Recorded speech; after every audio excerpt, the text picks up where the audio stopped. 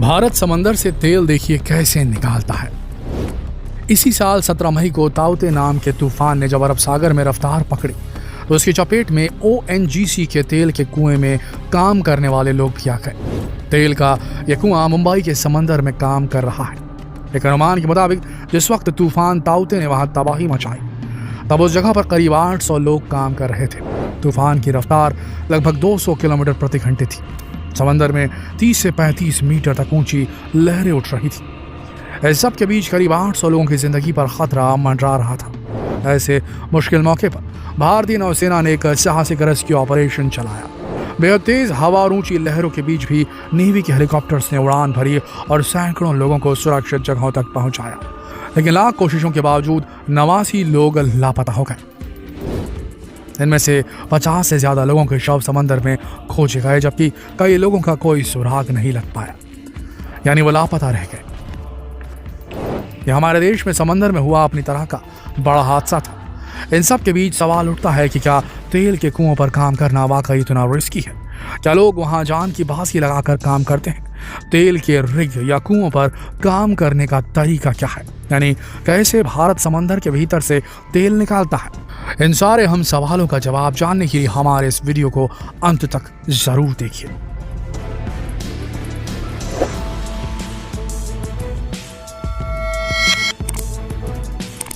ऐसा माना जाता है कि पुराने समय में तेल का कुआं खोदना आसान काम था। करीब 100 साल पहले कहावत भी मशहूर थी कि आप जहां खड़े हैं वहां जमीन पर थोड़ी सी ठोकर मारने से ही तेल की धारा फूट पड़ी। दरअसल उस दौर में क्रूड ऑयल यानी कि कच्चा तेल इतना ज्यादा था कि लोग इससे परेशान हो जाते थे। वो कुआं तो पानी निकालने के लिए खोदते थे, लेकिन उससे निकलता तेल था। आज 100 साल बाद ये सब कुछ पूरी तरह से बदल चुका है। कम डिमांड और ज्यादा सप्लाई वाले सीन से निकलकर आज हम उस सीन में पहुंच चुके हैं जहां डिमांड बहुत ज्यादा है और उसके मुकाबले सप्लाई बेहद कम।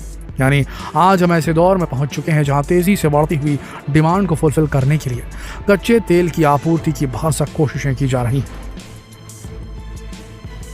कई ऑर्गेनाइजेशंस ने अपनी रिपोर्ट में साफ साफ लिखा है कि जो देश कच्चे तेल से समृद्ध थे, यानी जहां बहुतायत में कच्चा तेल मिलता था, वो इसके प्रोडक्शन के हाईएस्ट पीक को पार कर चुके हैं।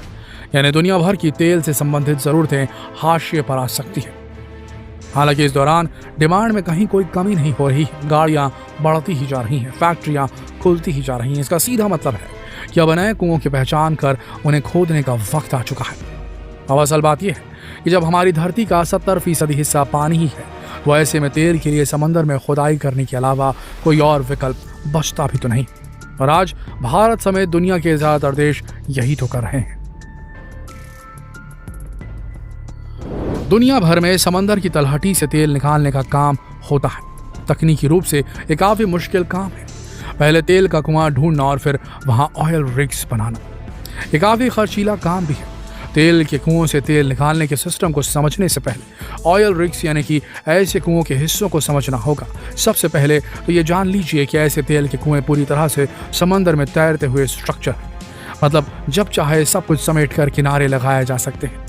हालांकि तेल के कुओं में बरसों बरस तक काम चलता रहता है। तेल के कुओं में मेनली 2 तरह के स्ट्रक्चर होते हैं। एक वो हिस्सा जहां तेल निकालने के लिए ड्रिलिंग वाला काम होता है, दूसरा वो जहां तेल निकालने वाले लोग रहते हैं।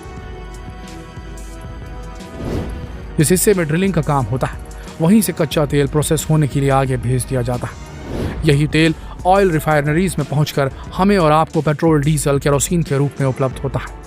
दूसरे हिस्से में वो लोग रहते हैं जो अलग अलग शिफ्ट में ड्रिलिंग का काम करते हैं।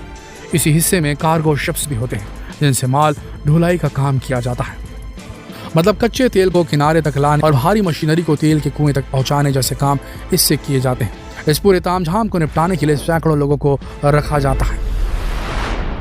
दोस्तों, अब समंदर से तेल निकालने का सिस्टम भी समझ लेते हैं। दरअसल किसी भी तेल निकालने वाली कंपनी में 2 तरह के लोग काम करते हैं, एक ऑन शोर और दूसरा ऑफ शोर। ऑन शोर मतलब ऐसे लोग जो समंदर तट पर रहकर काम करते हैं, और ऑफ शोर मतलब वो लोग जो समंदर की लहरों पर सवार होकर काम करते हैं। कंपनी अपनी मर्जी से किसी भी एम्प्लॉय को ऑन शोर या ऑफ शोर काम करने भेज सकती है। अपनी मर्जी वाली जगह पर काम करने की इजाजत किसी को नहीं मिलती है। ऑन शोर एम्प्लॉयज़ को काम ज़्यादातर ऑफिस वर्क ही होता है, जबकि ऑफ शोर एम्प्लॉयज़ यानी कि ऑयल रिग्स पर जो काम करते हैं, इनका काम ड्रिलिंग से लेकर तेल को प्रोसेस करने तक का होता है। वैसे तो हर कंपनी के काम करने का तरीका अलग होता है, लेकिन हर ऑफ शोर लोकेशन पर ऑन ऑफ सिस्टम से ही ड्यूटी होती है। ऑन ऑफ ड्यूटी का सिस्टम मतलब आधा महीना काम किया, आधा महीना आराम किया। ये सिस्टम 21 दिनों का भी हो सकता है, मतलब 21 दिन काम किया और अगले 21 दिन छुट्टी रही। जितने दिन ऑफ शोर यानी कि ऑयल रिग्स पर रहते हैं, उतने दिन छुट्टी नहीं मिलती है। कर्मचारियों को ऑयल रिग्स पर पहुंचाने का सारा खर्चा कंपनियां ही उठाती हैं। ये कंपनी अपने स्टाफ को रखने के लिए समंदर में तैरता हुआ छोटा शहर बसाती है।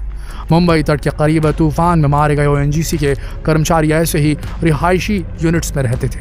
यहाँ स्टाफ्स के रहने के लिए बंक बेड लगे होते हैं। बंक बेड मतलब एक के ऊपर एक बने सीढ़ियों वाले बेड। जो लोग इन तेल के कुओं पर काम करते हैं वो यहीं रहते हैं। इनके खाने पीने के लिए सप्लाई लाइन किनारों से बनी रहती है, क्योंकि इन जगहों पर किचन में कोई खाना पकाया नहीं जा सकता, इसलिए फ्रोजन फूड ही इस्तेमाल किया जाता है। हालांकि इनके मनोरंजन के लिए टीवी रूम, कैरम और लूडो जैसे खेलों का इंतजाम जरूर रहता है। अब एक और बात जान लीजिए, जो लोग इन ऑयल रिग्स पर काम करते हैं उन्हें अपने पास मोबाइल रखने की इजाज़त नहीं मिलती, क्योंकि ऑयल रिग्स पर बहुत से काम सीक्रेट होते हैं। इसलिए तो कंपनियां सेफ्टी के लिहाज से ये वीडियो शूट करने की इजाज़त भी नहीं देती।